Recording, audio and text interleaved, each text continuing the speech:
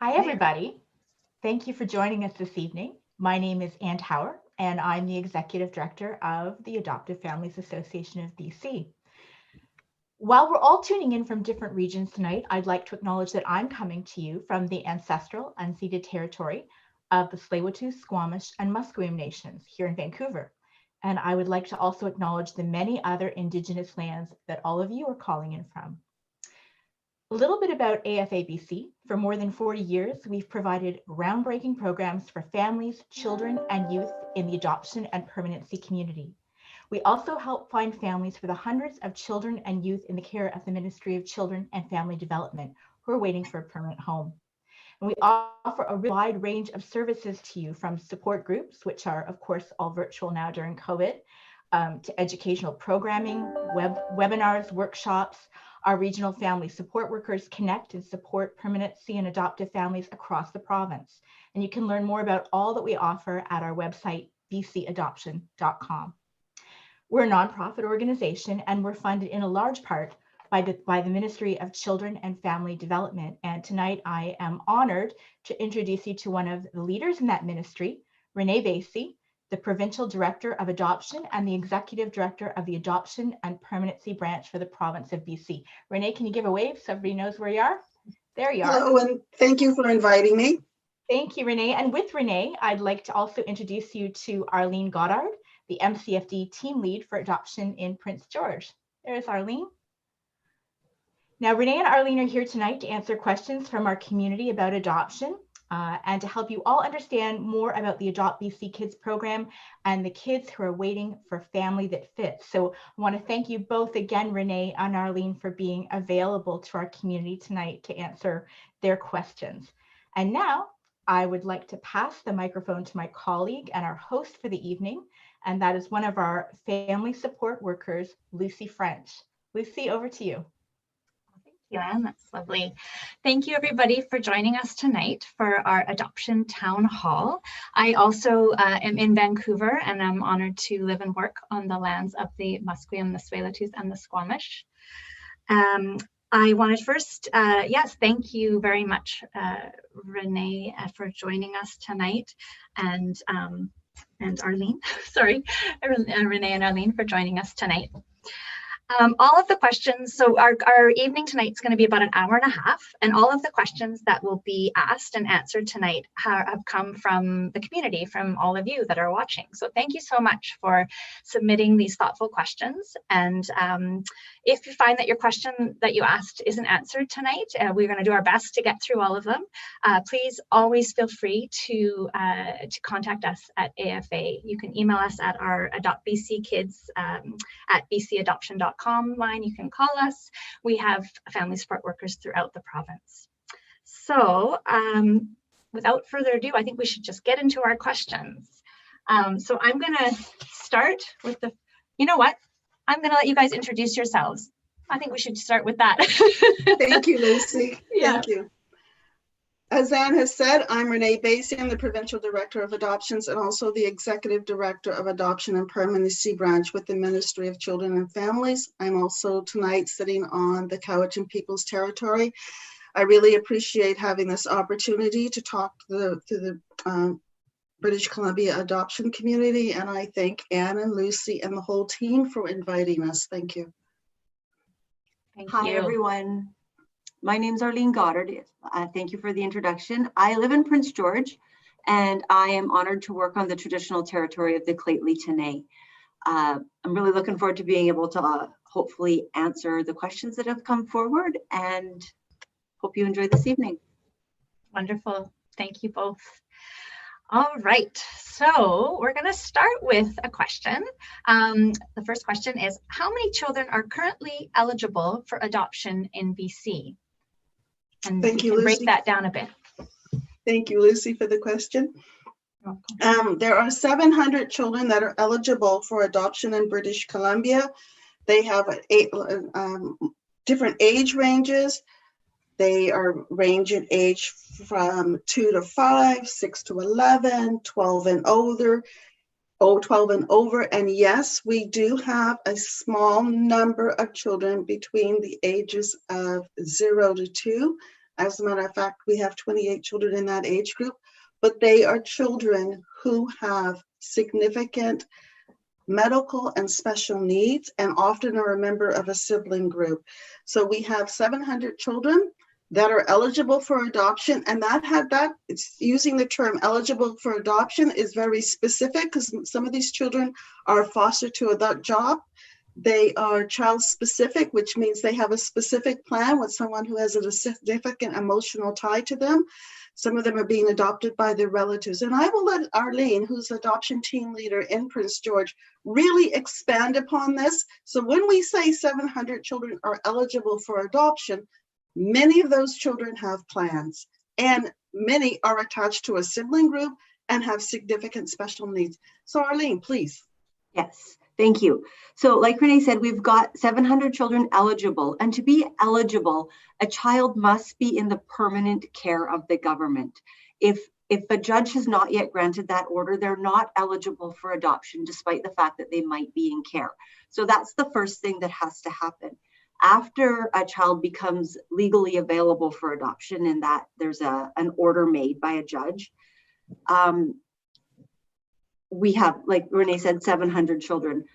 By the time we factor out all of the children that are already connected to family, community, significant others, we've got approximately 230 to 250 children that are unattached and that we're looking for families for.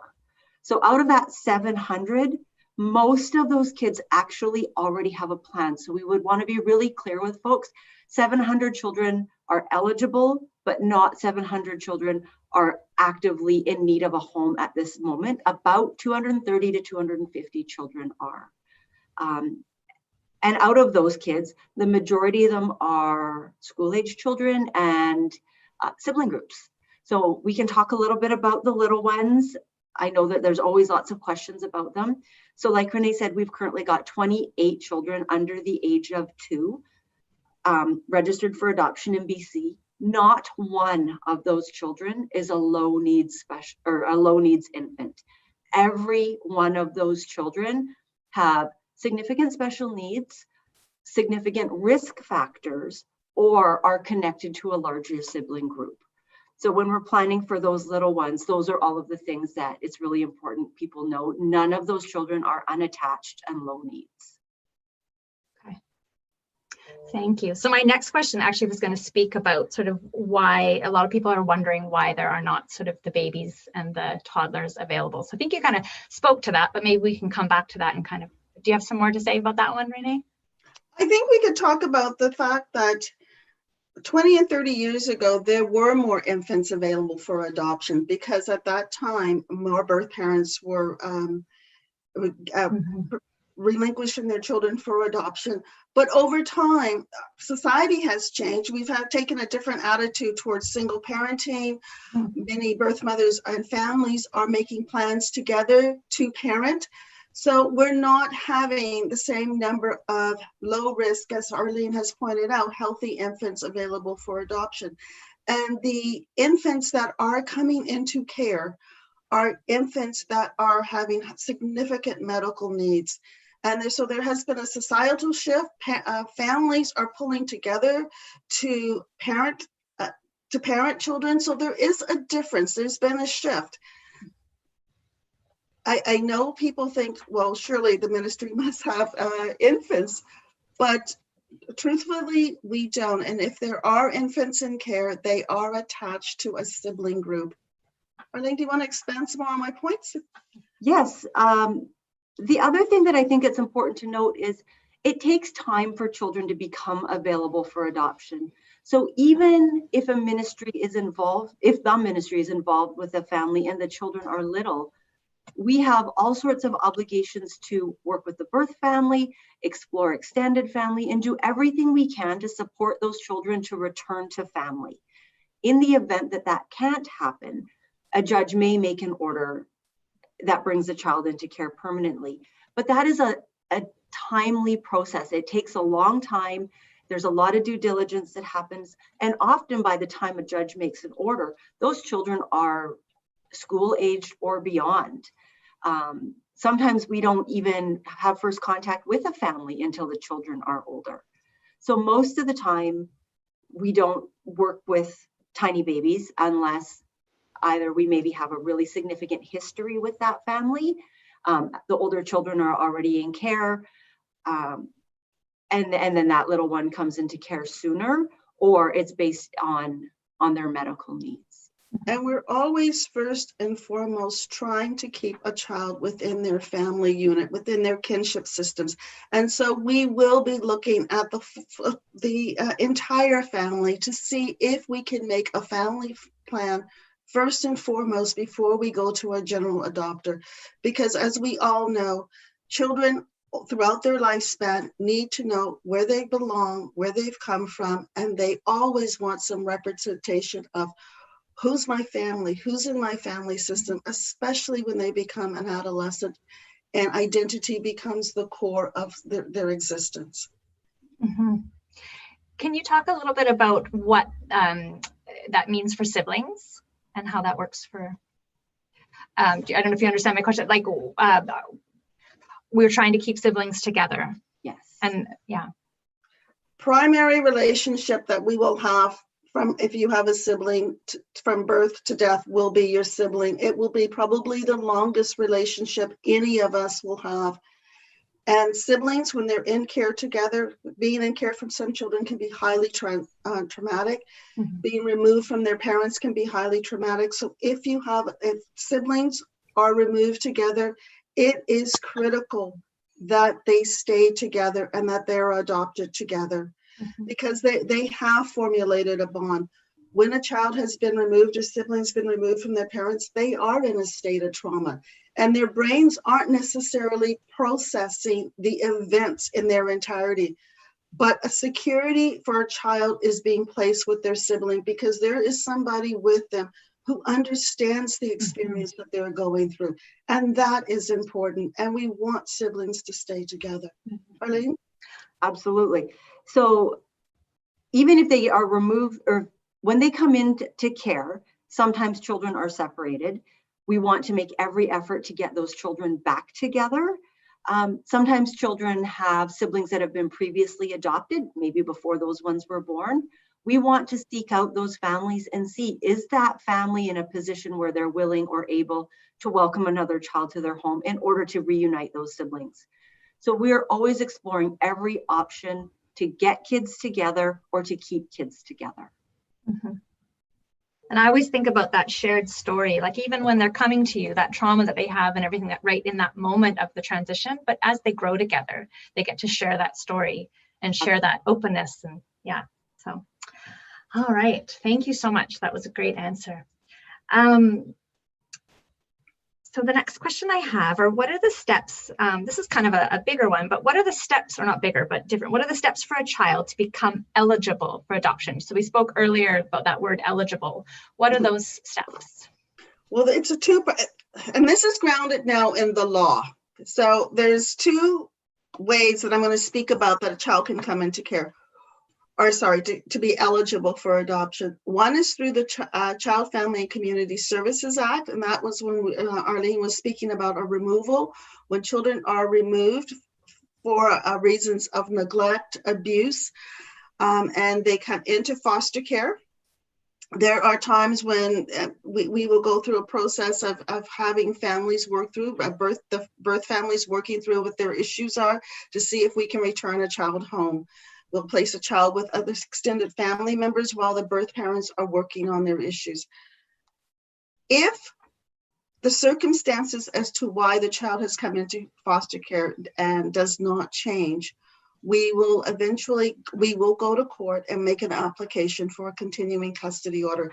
And what that essentially means is we're asking the court, which is the judge, to terminate the parent's rights so that the director of child welfare can become the child's guardian. That is one way a child comes in to care. And then after we again go through a process of exploring extended family members and anyone who's in the child's circle who has a significant relationship with the child, we will look at placing that child on the adoption management system, which is our database for registering kids for adoption. But first of all, the child's legal rights, relationship with their birth parents are severed. So the birth parents no longer are the child's guardian. The other way a child is placed for adoption through the ministry is if the birth parents relinquish guardianship of the child under the Adoption Act. So it's a voluntary relinquishment to the director of adoption, which is me. So those are the two mechanisms. That's the beginning process. And depending on what the circumstances of the family are, this could take, and it depends on the age of the child, this could take a couple of years. But once those legal processes have been finalized, we then start planning for a child. We start permanency planning for a child. And Arlene, would you like to pick this up after I've done the legal piece, just talking about how we go about permanency planning and all the components therein? Because I think from you as an adoption and guardianship team leader are the best person to give our audience a really clear, crystal answer as to this complex question. I will absolutely try to do that. And thanks for speaking about the judge piece, because people often think it's a social worker that decides that. A social worker may present the evidence to a judge, but at the end of the day, that is a ruling made in court. And that's after evidence is submitted. We have to prove our case. We have to demonstrate every decision that we've made and why this is now the decision that we're left with. So that's just a really important piece for folks to know, is that this is a legal process that can take a great deal of time before a child becomes eligible for adoption. So one of the first things that we do when a continuing custody order is made is, again, we go back and look at family and community. We always want to try to get kids with family. Perhaps when that child first came into care, a look for family happened, but we know families change all the time. So we want to go back and look, can we find somebody within that child's circle to provide them permanence? We look for other siblings. We look to culture. We look, we're gathering all of that child's information from day one of birth all the way up to where they are now. Because when we get to adoption proposal and we want to match them with a family, we really want to make sure that we absolutely understand what we know about this child and what the risks are about that child. And that can be a really lengthy endeavor to gather all of that information. We need to look at all parts of who that child is. So their family, their culture, their community, their ethnicity, their religion, their siblings, and we have to bring all of that together. So as we move forward with adoption planning, it's really about adding to that child's circle, adding to their world. We don't want them to lose the people that they have. Sometimes that means birth parents can't raise their children. That doesn't mean that they can't be a person in their life. They may have grandparents, they have aunties, uncles, maybe young adult siblings who are a wonderful person in their life, but can't provide permanence. So we really want to look at all of those aspects of planning for the child. And then once we have a really good sense of that, start moving forward and trying to find a family to match the needs of the child. I think that's an important consideration, because just because a person can't parent their children does not mean a birth parent or a grandparent or a guardian doesn't mean that they don't love their children. And I think we need to step back, because as human beings, sometimes we do very awful things to children, and that's not acceptable and it's not right. But fundamentally, parents do love, and extended family members do love their children, and we should not exclude them out of a child's life. We need to do it very safely and in consideration to whatever their mental health issues are, their addiction issues, and always protecting the child.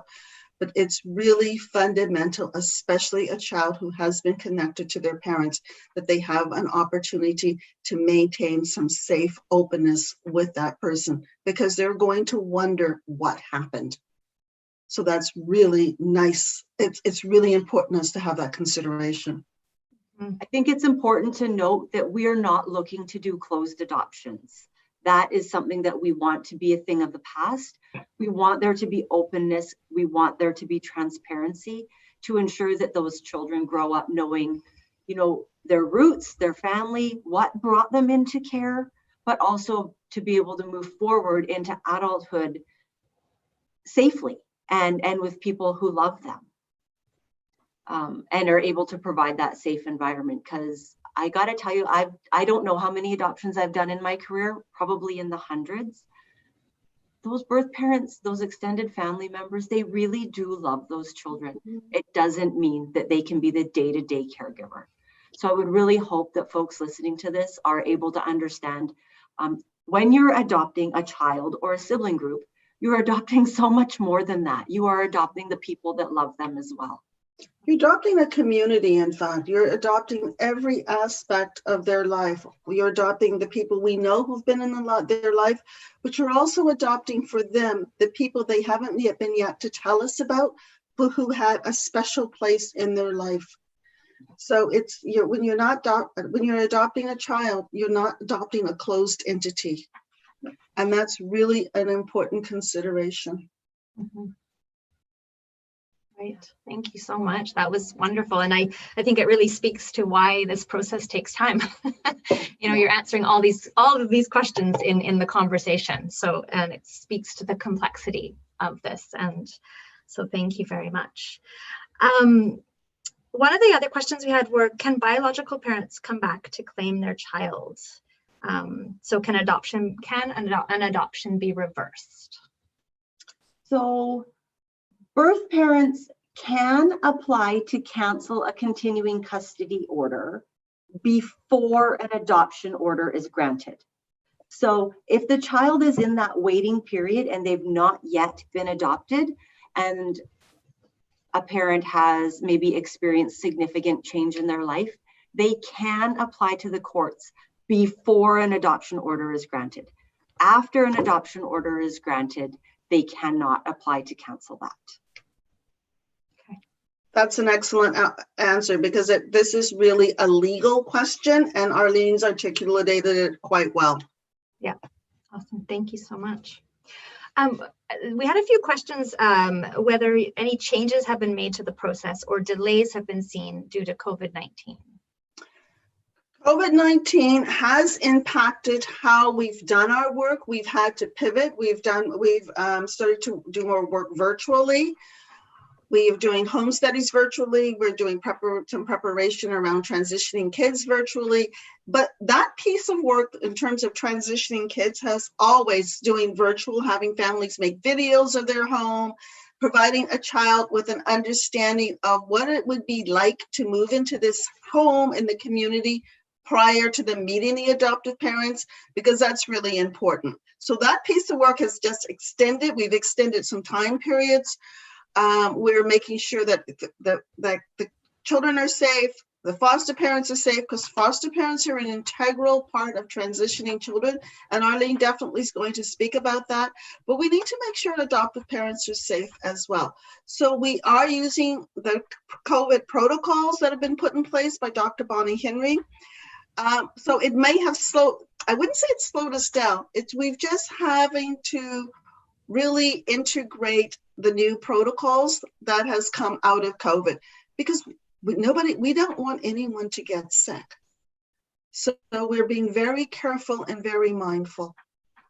Arlene, do you want to talk about the importance of foster parents in transitioning children, especially now in this new COVID environment that we're now practicing in? Foster parents are unbelievably important. We could not do the work that we do without them.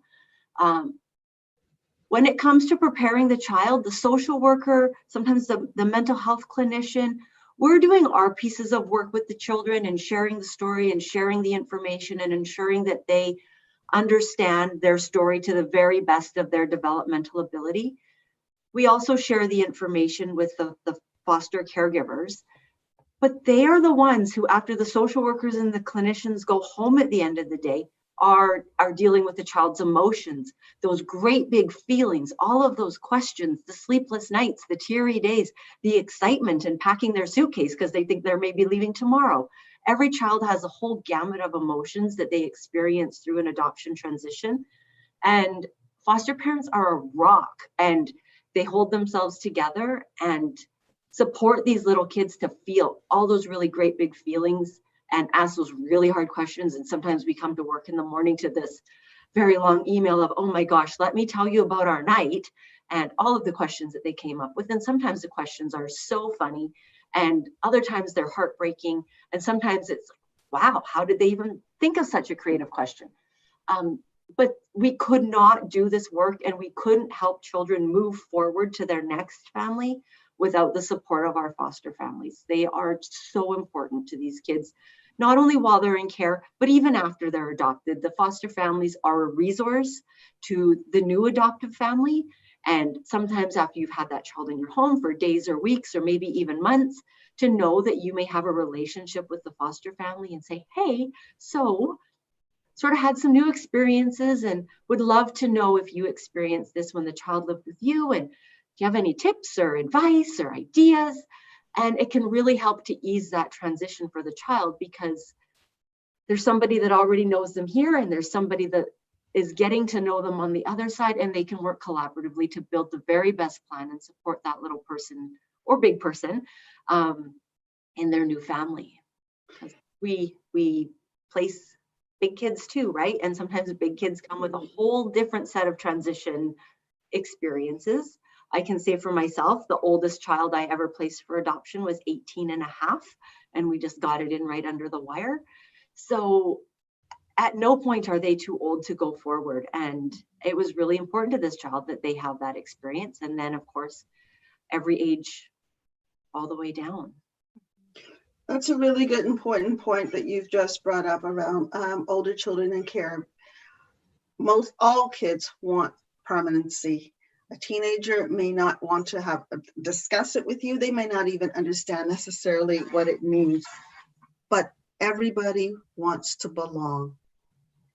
An adolescent needs permanency sometimes more than a little guy, because they're getting close to aging out. They need the skills to know how to function in the world. They need to have somebody to help give them some guidance.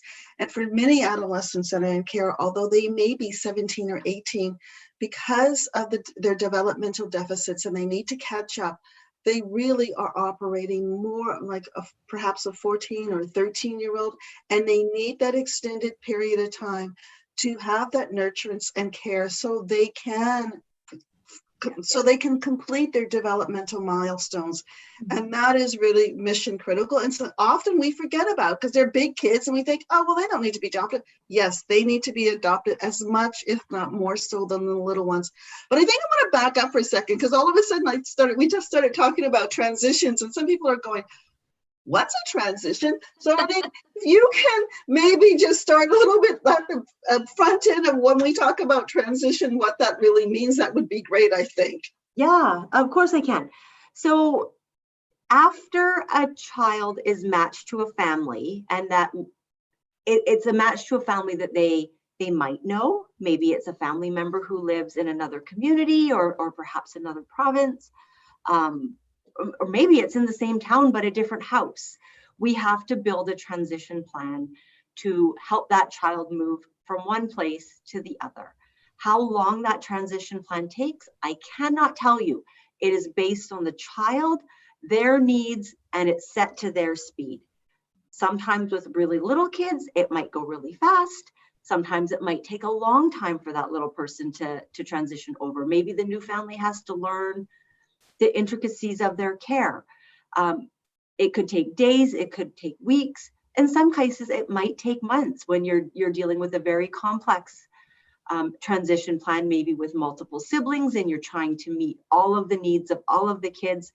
Sometimes we are dealing with vast differences in our giant province where, perhaps the child is down in the Lower Mainland and the family that's a match is way, way up north. And then we're planning around weather and road conditions and seasons. But we are really wanting to be mindful of the plan and the transition. And what I think is most important that I hope people on the call today take away is there is no set time how long it takes before the child will be in your home. because it is all about the child. So we may think it's going to take X amount of time, and your social worker may say, so the transition plan that we've developed, it's going to take 3 to 4 weeks. Perhaps that child's not ready at the end of 3.5 weeks, and we need to roll with that, and we need to adjust it, and we need to add on until that child's ready. So I would hope that people listening to this call today just know it's all about the child, and it's going to take as long as it takes until they're ready to get there. Absolutely. Absolutely. It is a child-centered process, very much so. So that's the important part. And we do pivot and adjust the transition schedule to the child. Absolutely. Mm-hmm. I just went through one. It's absolutely right. And we changed it to do with him and what he needed. So absolutely. I love that you say that. All right, wonderful. Well, let's go on to our next question. Thanks so much for all of that information. This is amazing. When applicants apply to adopt, are they prioritized or are they first come, first served? Excellent question. And for many people, they're always wondering about that. So yes, we do look at applications quite closely because we have children in care that are older, children in care that have siblings, and children in care that have high special needs. And we have a number of Indigenous children in care. So when we're looking at applications and determining who gets called to study, and that's the internal name, called to study, which essentially means whose home study starts first, or who gets to go into the AEP, because before you can, and I apologize for using jargon, before we can start your home study, you have to go through the AFABC's adoption education program, because it's really critical that you are making an informed decision. And the education program is based on some legislative requirements, but it truly walks you through the life of a child who has some special needs and the type of parenting skills that you need to develop along the way.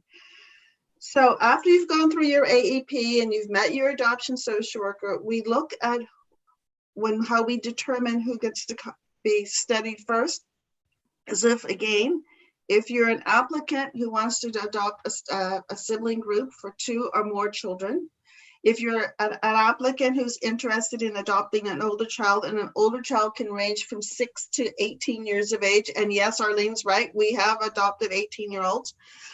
If you are a person who wants to who is adopting a child with some significant genetic risk factors, and Arlene's going to talk a little bit about that in a second.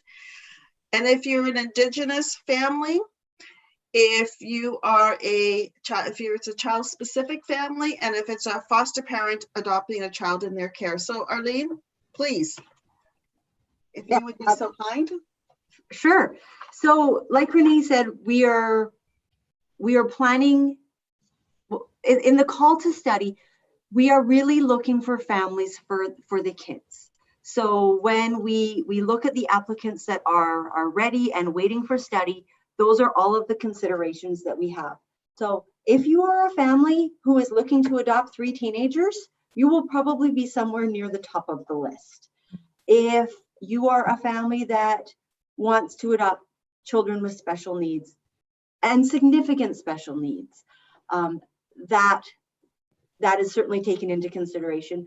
I don't know if we've talked, Renee, about the numbers of Indigenous children in care, that we have many Indigenous children in care, and we always want to try to place Indigenous children first with family or community. If that's not possible, though, we want to try to do cultural matching to other members of their community, and then perhaps other Indigenous families. So Indigenous families are absolutely near the top of the list to complete their home studies. I just lost my train of thought. What else, Renee? I think it's pivotal because you raised a good point about adoptive parents or applicants who are willing to take a child with high special needs. And I really liked it when you said if you're willing to adopt a a group of adolescents. But when you say high special needs, I think it would be really helpful if we sort of signify what that actually means. So we're talking a person who's going to adopt a child with a potential diagnosis of autism, FASD, who has a diagnosis or a predisposition to, perhaps because of one of their birth parents, has been diagnosed as bipolar, as schizophrenia, has schizophrenia, or depression, who perhaps has a genetic medical risk factor for diabetes or some significant medical issue, a child who might have been hearing impaired, or a child who, Arlene? Yes, it's never any one of those things. It's always a collection. Because we may have a family say, I would be okay with a child who's hearing impaired, but they're hearing impaired and FASD, and they have a genetic risk factor of pick something, as well as they have a club foot and they have an ostomy bag and they need to go to Children's Hospital 6 times a year. So like, it could be any number of things that come together. Sometimes the special needs are less known because the child is small. So I gave Renee the example earlier of conversations that I've had with families that come in and they say, well, I would really like to just adopt a low needs little person. And I say, well, okay, I hear what you're saying, but me as a social worker, I only know what I know. And the littler the child, the bigger the question mark, the less I know. So when I think about some of the babies that I've worked with who have either come into care very, very young, or perhaps have been relinquished by their birth parents, those children have so many risks and there's so many things I don't know. So for those children, I am looking for families that are open to everything, because I cannot tell that family that that child doesn't have prenatal exposure to substances. I will never tell a family that a child doesn't have prenatal exposure to substances, because I don't know. I can never tell you for a little person that they may not have autism, that they may not have significant learning disabilities, or that that teeny tiny baby is going to reach independence. The littler the child, the less we know, and the bigger the question mark. So the greater the need that the family that's matched to that child is open to the significant risk factors. And that's really what risk factors mean. It's all the things that could be that we just don't know the answer to, but based on what we do know, so we may be able to share information about, say, prenatal history. And that could mean homelessness, that could mean access to good nutrition during the pregnancies, that could mean access to medical care. Some of the moms that we work with have had no medical care.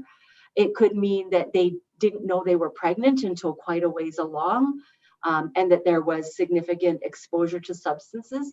And exposure to substances doesn't just mean illicit substances. That could also mean prescription medications for mental health conditions. Some of those medications that are prescribed to parents can have negative effects on an unborn child. The birth parent could have low cognitive functioning themselves. It could be genetic, could be a result of an accident, we may not know. They could have any number of genetic medical conditions that could be passed on to a child. And another one that does come up fairly frequently is an unknown birth father. And I've had families say to me, oh, that's okay, I understand. But really, an unknown birth father is a significant risk because we don't know 50% of the information. And as a prospective adoptive family, that's a really important thing to consider if you're okay with that. You may be, but it's important to consider what that means moving forward, raising your child all the way through to adulthood and not being able to answer a lot of the questions that we can answer for other children. So those are all the risk factors that we're talking about in planning for these children. That was really, really well done. That was good. Yes. Okay, excellent.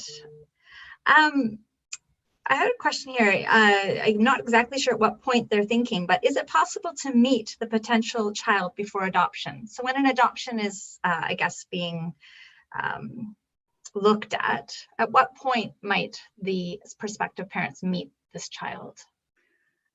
So that's what the transition planning is about up until that point. And we'll talk a little bit about because all the information that Arlene has just provided around risk factors and the unknowns, we provide a documentation package to families, and we call it the Child and Youth Proposal Package. And it has all the documentation that we have on the child, their medical and their social histories, their school reports, and any information that's going to assist a family in making an informed decision.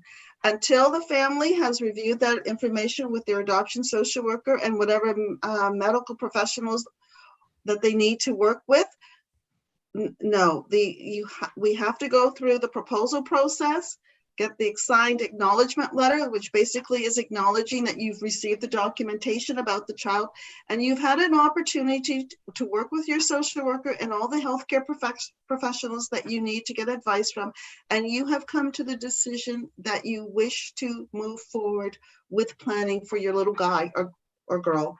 And then we would be looking at developing a transition plan, or older adolescent, if the case may be, developing a transition plan that will really clearly articulate at which points you will meet the child. And usually the first place the meeting occurs is often in the foster parent home, because it has to be a place that's safe for the child and a place that's familiar and with adults that are familiar with them. Arlene, please. The other thing that sometimes happens within the transition planning is, like Renee said, it's only after a family has accepted and has said, yes, this is a child that we truly believe is a match for our family. As we're preparing the child, we're also preparing the family. So some families are so super creative and they create videos and photos and stuffed animals, and we're showing all of that to the child. They're often Facebooking, Skyping, Zooming, whatever social media people are using. And the children are talking to their adoptive families, you know, as part of the adoption preparation plan. I would say that we've gotten a little more creative with some of that since COVID has started, because we've, like everything, we've had to. But in terms of meeting the child before accepting them, we don't do that.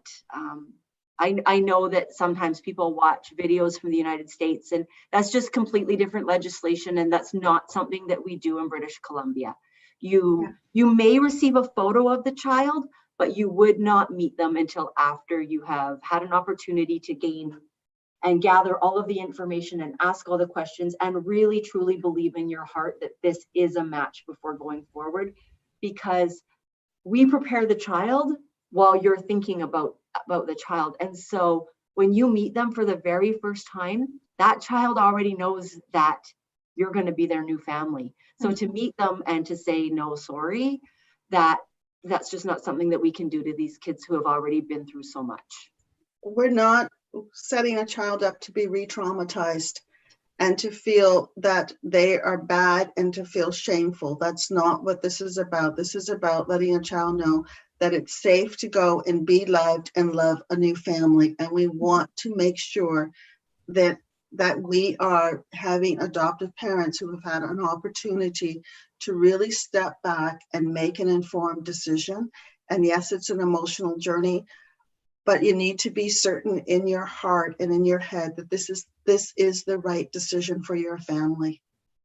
And if I could just add to that, it's okay if after you read that proposal package that it's not a match. Sometimes it's not a match. That's okay. The child does not know at that moment that you're reviewing their proposal package and you're considering them. So even though your social worker knows you folks really well and the social worker for the children know them really well, and you would have had lots of conversations and everybody may have thought that this is a good possibility, if after you folks read that and your heart is telling you that this is not a match, that's okay. That is so okay. You let your social worker know, absolutely, there's so many emotions and there's lots of tears, and it's often hard to say that out loud, but it's okay. We'll just take a moment, everybody will regroup.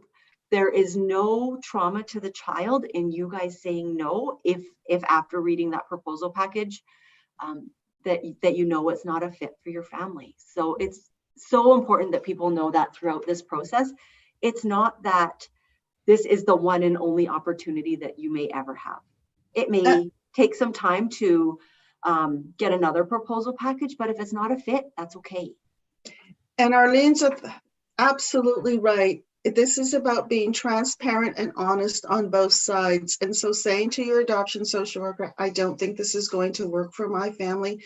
Do not think that in any way you're going to be penalized or it's going to be punitive or you won't get another proposal. That's not what's going to happen. You know what's best for your family, and that's the informed decision you have to make. And the social worker will be really welcoming of having that information. Arlene's 1,000% right. It is okay to say no. Yeah. And we would so much rather you say this isn't a fit at that stage, yes, than after the child has been living with you for 6 months and hearts are on the line at that point. So absolutely. But by the time you're reviewing a proposal package, you're going to know your adoption social worker so well, and you'll know that that's an absolute safe conversation to have. And she's going to convey that back to the other social worker on the other side. And it's okay. This is part of the work that we do. And I need y'all to know that that's okay. I would much rather know that going in.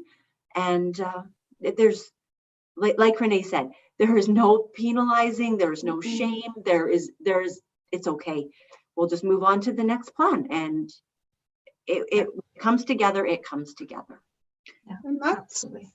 That's the purpose of the home study, because that's where the relationship, that trusting relationship between the social worker and the family gets built. So by the time you've gotten to the end of the home study process, there will be the trust and the comfort. So you will be able to tell your adoption social worker when you're ready, when you know that this child is a match for your family. And she will know you too. So she'll be able to say that, she'll be able to tell the guardianship social worker, you know, I'm not sure this is a match for my family, but I'll talk to them about the child. But it really is okay to say no. We just really can't stress that enough. It's important. It's important to say no if no is the answer, right? That's right. Thank you. Yes. Thank you. This actually leads into this quite well. So do children get a say in who adopts them? Arlene. Yes, they do. But Arlene, let's talk about the importance. This is a child-centered process. Absolutely. So, I mean, kids are kids, and they are so smart and they are so wise. And I think children in care, you know, they just come with this life experience that, you know, their spidey senses, they know when they know before we've even told them that we're working on some planning. Like, I really do believe that. And of course, how the child is involved in their adoption plan depends entirely on their age and their ability to participate.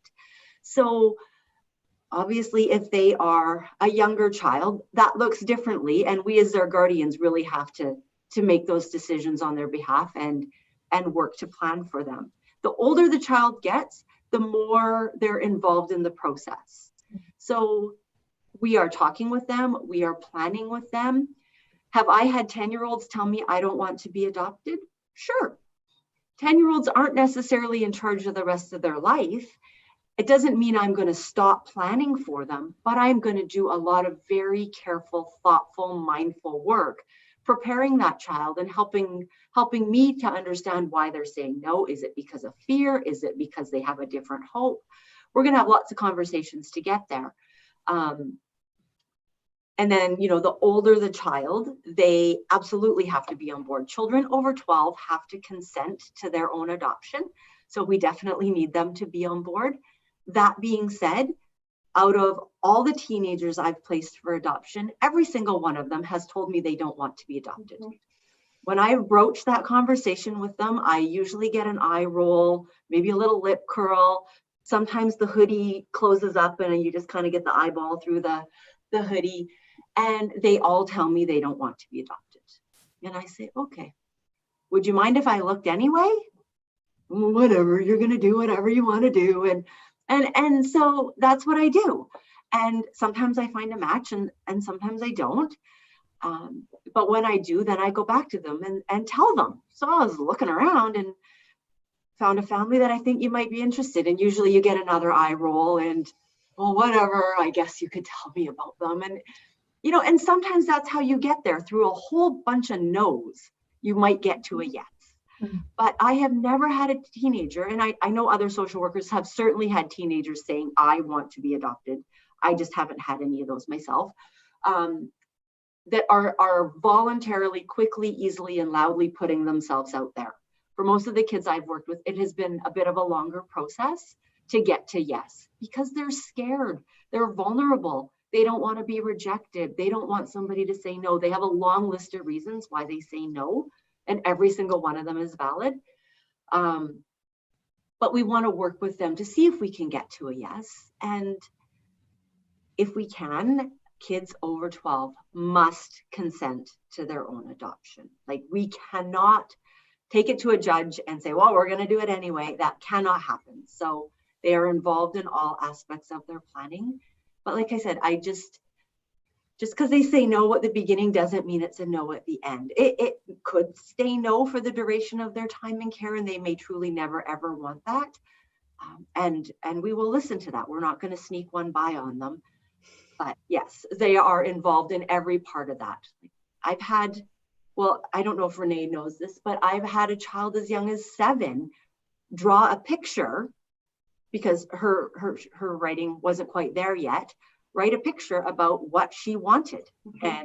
And as the year went on and her writing improved, her letter to the social worker was, I want this.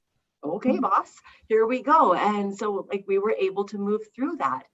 And this little person was very much in charge of her destiny and was really letting her social worker know we needed to get on the train. So we did. But it wasn't without a lot of work and a lot of listening and a lot of planning. So hopefully that answers some of your questions.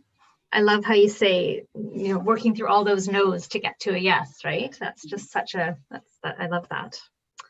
Children in care have been hurt, and we have to remember that. So their no is a default. Mm-hmm. Well, other kids might say yes. Their no is self-protection. It doesn't mean they don't want it. They're not willing to risk because they don't want to be hurt again. Yeah. But once we start painting the picture and we're bringing them along in a very caring and gentle way, we will get the kids to yes.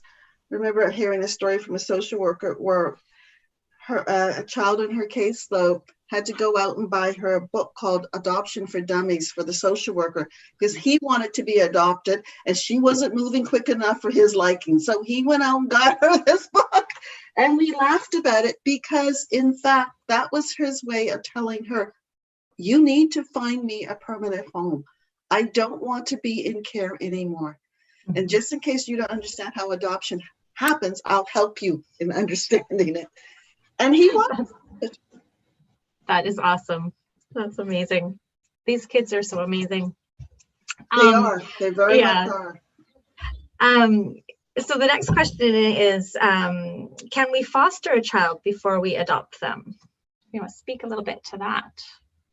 So you can become a foster parent, absolutely. And so we'll talk about this in 2 levels, because yes, foster parents do adopt. If you're interested in becoming a foster parent, we encourage you to become a foster parent.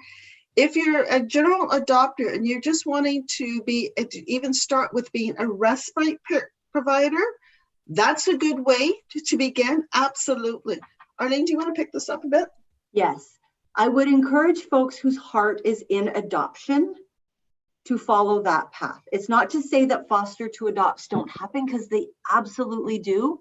But you have to remember the intention of fostering is for children to return back home. So it is not a shortcut to adoption. Many of the families that have done foster to adopts did not enter fostering planning to adopt. It evolved over time. Mm-hmm. So I guess that's what I would say. If your heart is telling you you want to adopt, apply to adopt. Perhaps offer respite, get to know our kids, get to understand what it really means to be a child in care, what the special needs are that might sound really frightening on paper, but then as you get to know the kids, you realize they're so much more than what's written on paper. So much more. Right? And you get to see that because maybe you're getting to know them, you're offering a service to other foster parents by providing them that relief, but it is not a shortcut or a backdoor to adoption. I just really need folks to know that. I can give you a little statistic in my life. So my partner and I have been foster parents for 13 years, and we've fostered over 40 children. And out of all those children, 4 have been available for adoption.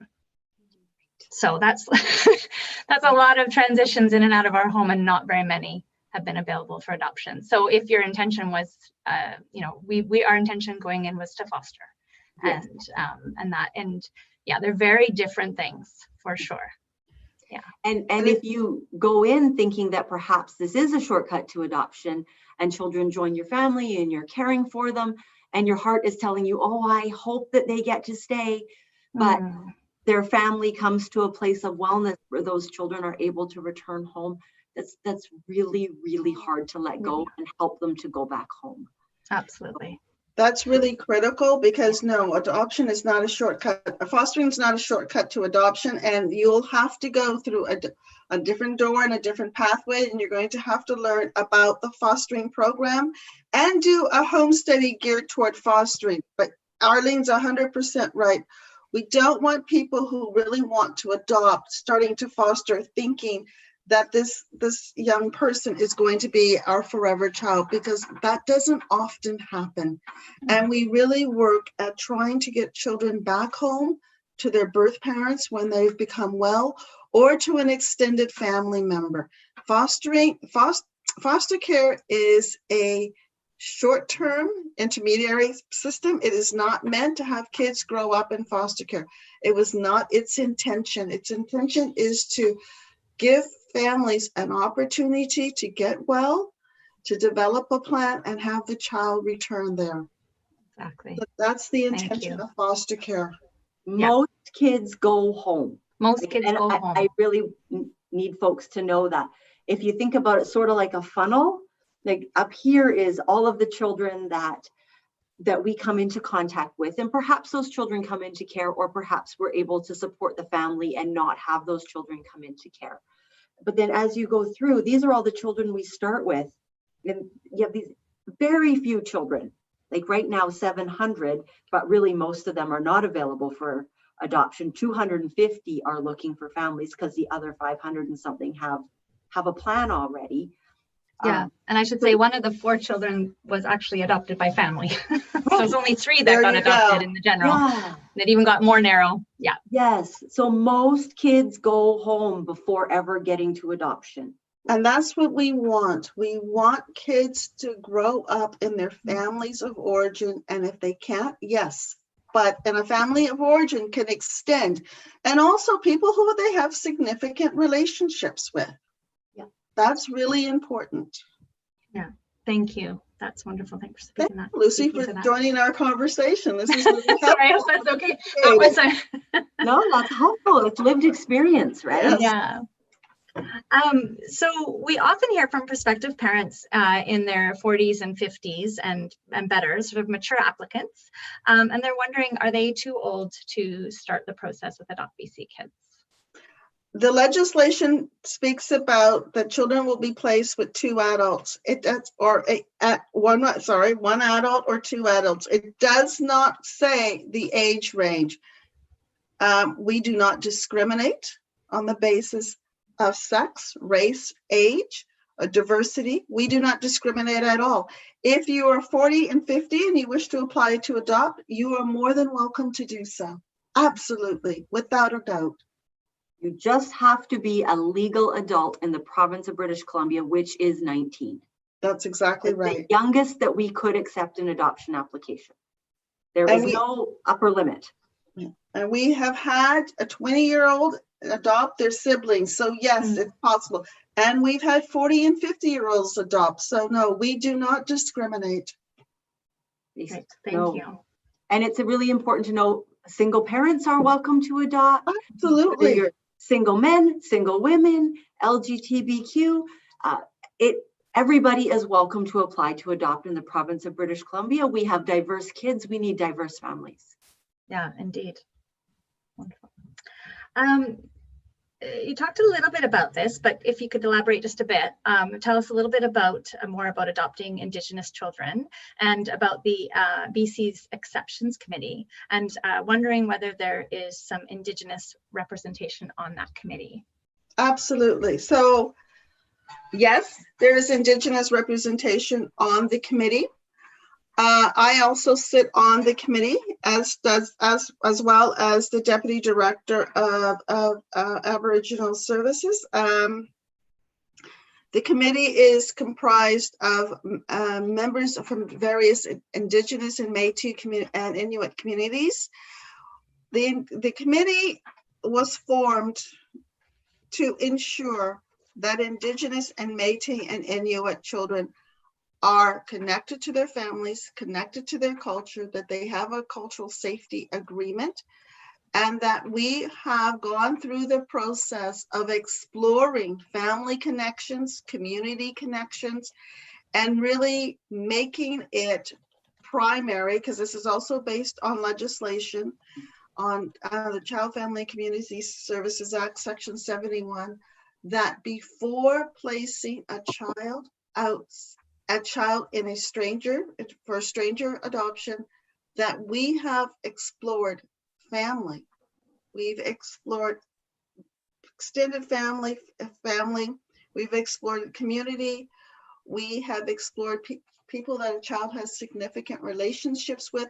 In other words, that we have worked with the child's circle to see if there is an opportunity for permanency within that circle, including where we have had, and Arlene, I'm sure you'll speak about this, where we have thought we had explored everyone in a child's circle, and somebody, a relative who was a distant relative, had come forth later on and said, no, I just found out that my sister's child was in care and I was being placed for adoption, and I want you to consider me. And we will stop planning and we will consider that person, because again, it goes back to the importance of a child being connected to family and community. So we have done that. But the Exceptions Committee, its role is to have another checks and balance to ensure that we are upholding the legislation around planning for children, and that we have a cultural safety agreement, and the family, the birth family, the extended family, and depending on how old the child's siblings are, and the siblings, as well as community, is aware of the plan and support the plan. So the Exceptions Committee is when we're placing an Indigenous or Métis, an Inuit child in a non-Indigenous Métis or Inuit home. Arlene has come before the committee on several occasions. So do you want to talk about your experience a little bit? Sure. The Exceptions Committee, it's a tough gig. I think folks need to know that. We talk to everybody and everybody's uncle and everybody's dog's uncle by the time that we're done, because there are so many people in these children's lives, and it's such a high level of accountability. We want to be absolutely transparent with our Indigenous partners and our families and our communities around the province and around the country.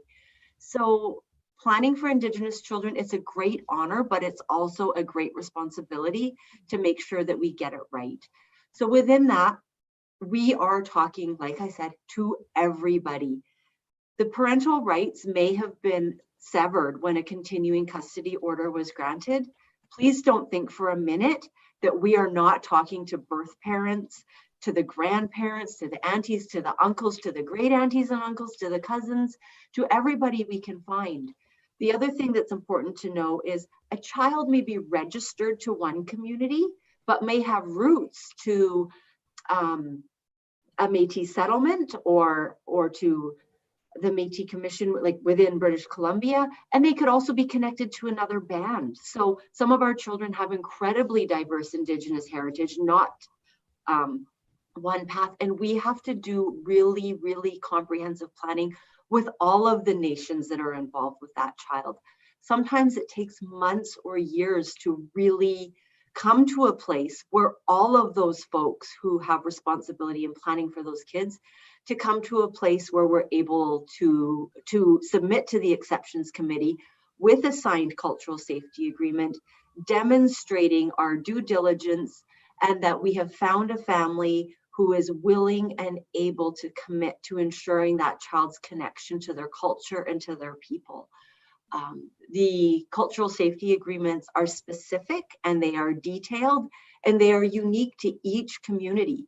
So if you are a prospective adoptive parent who is hoping to adopt a child that's got roots to several different communities, it is an absolute expectation that you will keep those children connected to all of the above. It's not some, but not the others.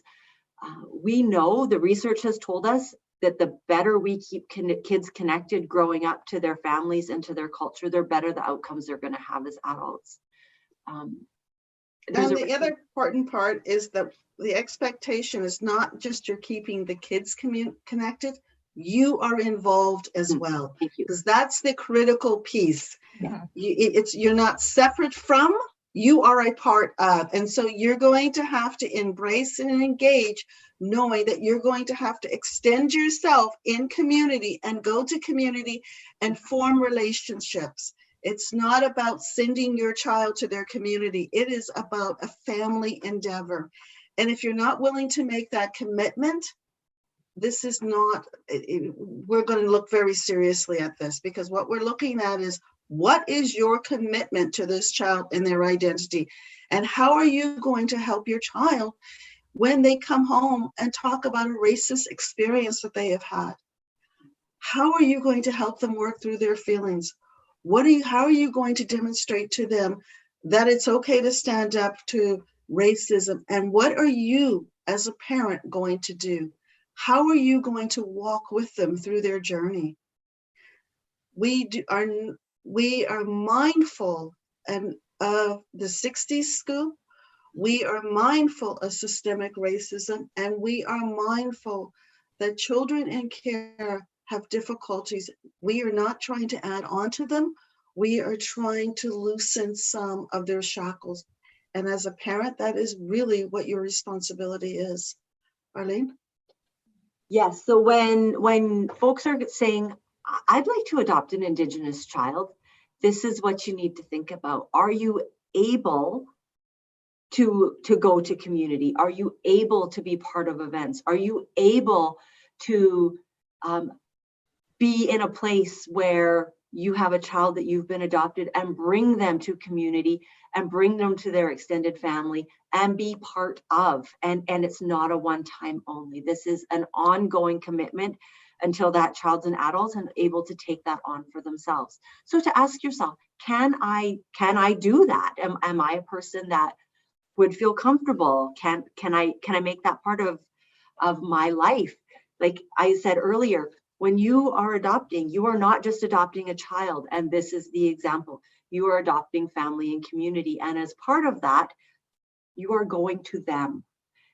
You are going to the land base. You are going to the community. You are going to Indigenous Day. You are Indigenous Peoples Day. You are going to participate in a deep and meaningful way. It's not about limited interactions with folks. It's really about engaging. If that's not something that you're okay with, that's okay. Mm-hmm. Then just say so, because otherwise, when those expectations come upon you, and they will, you must follow through. We will not complete the adoption if we have doubts about your commitment or ability to do that. The other thing is the ability piece, right? If I'll just pick the two farthest parts apart. Say that you live on Vancouver Island and the child that you propose to adopt, their Indigenous community is Nunavut, and you have absolutely no ability to ever travel to that extent.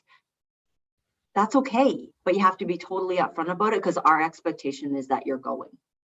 So, you know, do you have the ability? Do you have the means? Do you have the vacation time? Do you have the desire to travel? Like, all of those things come into play because the child may not be from a community that's local to where you are. Good point. So, you know, just may not know one of their communities and needs to be introduced to their community. That's another aspect to this. yes, And that would be your job. It's not just BC. Like, you could have one community in BC and another in Alberta, or maybe Manitoba, or maybe Quebec. Like, it could really be anywhere. But our responsibility as the folks planning for these children is to make sure that those children grow up connected regardless of where the community is. So it is a big commitment. And I try to make sure that adoptive families that are interested in providing permanence to an Indigenous child are really crystal clear about the level of commitment that means. Thank you. That was very helpful. Can you tell, somebody was asking about supports for the children being adopted. What kind of supports are there for adoptive families and the child after the child is placed? So there's a myriad of supports, and your organization provides quite a few supports to adoptive families. But if we're talking financial supports, we do have a program in the province called the Post-Adoption Assistance Program. And when you adopt a child from care and they are designated, your adoption social worker will talk to you and work with you through the application process for the adoption, for the Post-Adoption Assistance Program. And the Post-Adoption Assistance Program has two components. One's a maintenance component and one's a specific service component. Now, both components of this program is enshrined in regulation. This is a regulatory program. There's an eligibility piece that the adoptive families must meet, and there's a designation component for the child. So there is financial, we can and do provide financial supports to adoptive families to help them provide services to their child. And that those services could be counseling, respite, orthodontia, physiotherapy, occupational therapy. There's a myriad of services that we provide, but it's about being eligible for the services and the child having a designation. I think that sums it up. I think it might be interesting to talk a little bit about what makes, what helps you become eligible. I was just thinking about, for instance, with siblings, eligibility. I don't know if that's something you want to speak to at all. Absolutely, we can. So if you adopt a sibling group of 2 or more children, the siblings will be designated as having a special placement need, and that special placement need would be a special placement need for maintenance. But that's one component, and then the adoptive parents have to meet the financial eligibility criteria to see if they would receive the maintenance. Absolutely. Great, thank you. You're welcome. We've had a few inquiries about adoption records. So this is a little bit different. Adoption records and reunion services. To start, can you tell us if adoption records are sealed in BC? Adoption records are no longer sealed in British Columbia. They haven't been sealed since the late 1980s. So no, adoption records are open. As long as a person was adopted in BC, they can apply through information and disclosure to get the copy of their adoption records. On the provincial government website, there is the information of how you apply to get your adoption records. We also have a registry called the Adoption Reunion Registry, and you can also apply there to have a search for your birth parents and other siblings. So absolutely. So we have search and reunion methods, as well as we have open adoption records. Great, thank you. Can you talk a little bit about families that may have biological children already and their eligibility to adopt through AdoptBC Kids and how that might work? Absolutely. Families who have biological children, families who have previously adopted a child, they're all open to apply for adoptions. We do not have to apply to adopt. It's not restricted. Mm-hmm. So yes, absolutely. Great. If a family is registered with an adoption agency, can they also apply through the AdoptBC Kids? Yes, a family who's registered through an adoption agency for, I'm presuming, either an intercountry adoption or a low-risk healthy infant can apply to MCFD to adopt. You would have to do a safe home study, because in MCFD we have a particular home study method that we use, and the agencies are aware of this. But yes, you can apply for both. There's no restrictions. Okay. I would talk to your licensed adoption agency, whether you're working with Sunrise or the Adoption Center of Kelowna, and also definitely speak to an adoption worker, social worker inside British Columbia. Okay, great. Did you have anything to add to that, Arlene, just in your experience working with families that are maybe doing both agency and AdoptBC Kids? Yeah, we've definitely had families from time to time, not a whole lot, that are registered with both, but it does happen, and families are welcome to take whatever avenues that they feel like they want to pursue. Yeah. Yeah. Okay. Thank you. I actually wanted to know if you could talk a little bit more about openness, because I know you talked about you have some families that are concerned about openness. Mm-hmm. And I wondered if you guys could talk a little bit more about what openness might look like and some of the different things you've seen in your experience with openness.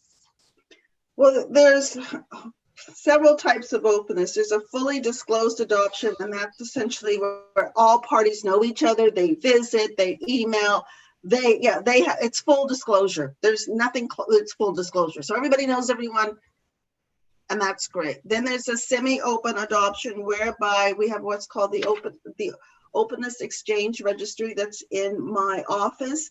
And that's where we have an openness agreement between the adoptive parents and anyone in the child's circle. And they can exchange cards and letters. They can exchange gifts at Christmas time, at birthdays. So that's how they're managing their openness.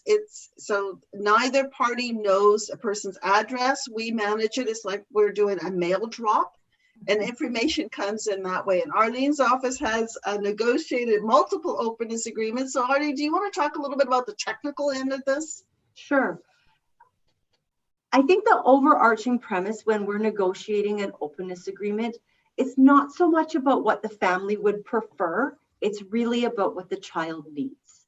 So when we are planning for these children and we're doing their openness agreements, we are absolutely transparent with the adoption social worker on the other end about what it is that we believe this child is going to need.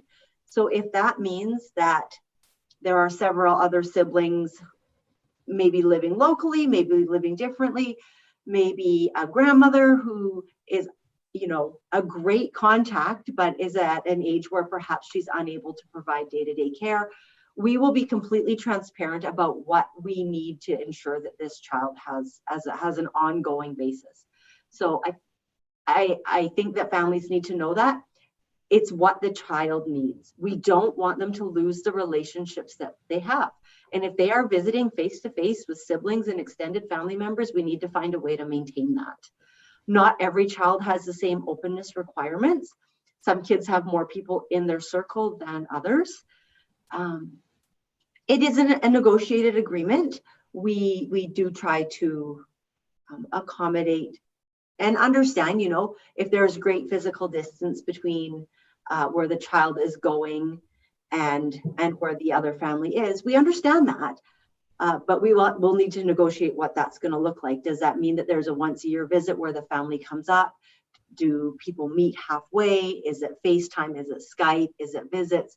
Like, each child is different. And the older the child, the more that they're going to say what they want. The older kids are really integral in negotiating the openness agreements. And frankly, these older kids take it into their own hands. If they're not feeling like they're getting the openness that they want, they find a way to make it happen for themselves. And it's really important to be transparent with people that what started out as a minimally disclosed adoption does not mean that the child you adopt doesn't hit 16 and track everybody down all by themselves, because they are super skilled at that. and track down their birth parent and everybody else. And next thing you know, you have 40 new friends on your Facebook, because that happens. So it's important that you not think that even if it doesn't start disclosed, that it might not end there. That's a really good point. Sometimes it's great, sometimes it's complicated, sometimes it's scary. It can be all of the above. But I think it speaks to the fact that these kids need connection to their birth family. So the more you're able to offer that upfront, the less likely they are to go looking for it behind anybody's back, as scary as that is, in sharing children, right? But go ahead. And we're trying to add into a child's life, not take away. Yeah. And remember, kids have memories. So even if you think they're not, that you think that they don't remember or they don't know, they do know. They know who they're connected to. They may not be discussing it with you, but it doesn't mean they're not on social media looking, as Arlene has pointed out. So it's really important that we're open and transparent, and we give children an opportunity to stay connected, because this is what this is about. And openness agreements are not intended to be set in stone. They're intended to grow with the child as life changes. Perhaps the parent that wasn't doing very well when the child was 7 and adopted, over a period of years has experienced significant change and is now actually a safe, supportive person to help raise that child and be an ally to you as an adoptive parent. I have a story of an adoptive mom who adopted 4 kids. And she said, well, that was some fine print. You didn't tell me that the 5th one was mom. And I said, yeah, it definitely turned out that way in your guys' adoption. And this particular family built a very close relationship over many, many years. And that's what I think people need to know. Where you start and where you end are 2 completely different things. So they didn't start out having these open and transparent conversations, but over, 15 years that did develop. And one day the 2 moms were talking and one of the girls gave some lip to the adoptive mom, and the birth mom turned around and said, don't you talk to your mom like that? And was really a huge support, and together got them through that moment, because the girl thought, well, my birth mom's here, I'm gonna just maybe push the envelope a little bit.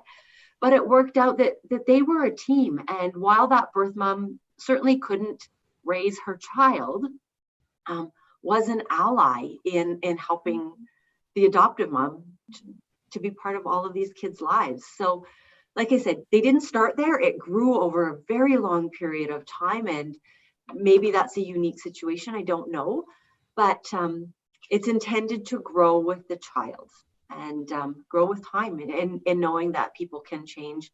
And what might have been risky when the child was really little, maybe not so much when they're 18. Like that all changes.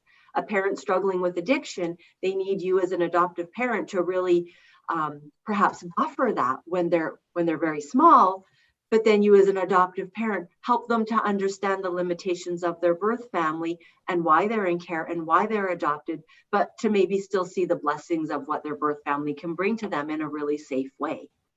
So there's lots of opportunity within openness to help your child grow to the very best version of themselves. And I like how you spoke about openness being it's about adding to children's lives, not taking away, but it's also not about co-parenting, right? I think some people think openness means that they're going to be living in they're part of the parenting day-to-day decisions, and that's not the case either, right? So I think that can be scary for some people, right? And so even an open disclosed adoption does not mean they have your address, does not mean they're going to be stopping by, like not at all. If you were, as an adoptive parent, to choose to disclose that at some point, that would be up to you. That would never be our ask. So an open and disclosed adoption may mean that you are contacting one another outside of the ministry. That does not mean they have your home phone number and physical address. They may have your cell phone number, a post office box, and a generic email that you've set up. So please know that, while we're talking about open adoptions, that does not mean that they're going to know where your home is. And it doesn't mean co-parenting at all. No. You are the parent, you are the legal guardian of that child. You make the decisions as to who's safe and who isn't. And if things become unsafe, then you set those boundaries very clearly. And an openness agreement is a living, breathing document. Just if a child's 6 when you sign it and they're 14 and saying, you know what, I want some independence, I don't want to do this every Saturday thing anymore, then you are the parent, you can say okay, and then you renegotiate.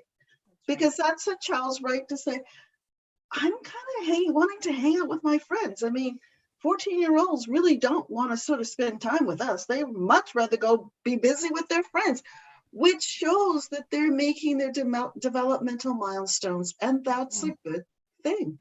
So you have to renegotiate, absolutely, but you are as a parent, you're in the driver's seat. You're making those critical decisions for your child. Excellent, thank you. All right, I'm going to leave us all with one last thought for you, if you guys could share. What's one piece of advice you'd give to applicants starting this journey? Arlene. You can make it. Educate yourself. Take a lot of time, learn about the children that we have available for adoption, spend lots of time on the AFABC website, ask questions, reach out to your social worker. Don't get your information from a person that you know that adopted on Facebook. Like, really ask people who are in the know, and just take the time. We have amazing kids, we have amazing families, we have so much to offer. However, you know, you do need to take the time. You need to educate yourself. Please don't spend your time on American websites, because that is not going to be reflective of adoption in BC. You know, if you are interested in adoption worldwide of a curiosity, do what you want to do, but please don't apply it to how it would work in British Columbia, because we do have our own set of legislative requirements and how we're able to move ahead. So take that time. You know, if you have questions, pick up the phone and just ask the social worker. You know, picking up a phone and calling me, even without an adoption application, is absolutely welcome. To say, hey, you know, I'm just kind of thinking about adopting in BC. Can you answer a couple questions for me? There is not an adoption worker in the province that wouldn't be happy to answer those questions for you and take the time to do so.